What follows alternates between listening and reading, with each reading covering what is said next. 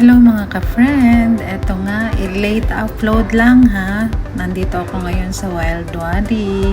Ayan po, ayan yung front ng Wild Wadi. And then, eto na yung pagpasok namin sa loob. Kitang-kita yung Burj Al Arab, diba?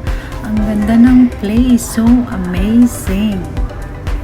So ayan, nilibot ko yung aking photo para makita naman nyo yung place. And this is it. Ayan, yung unang nakita ko is just like surfing. O, diba ang ganda? So, nag-selfie video muna ako kasama ang Burj Al Arab.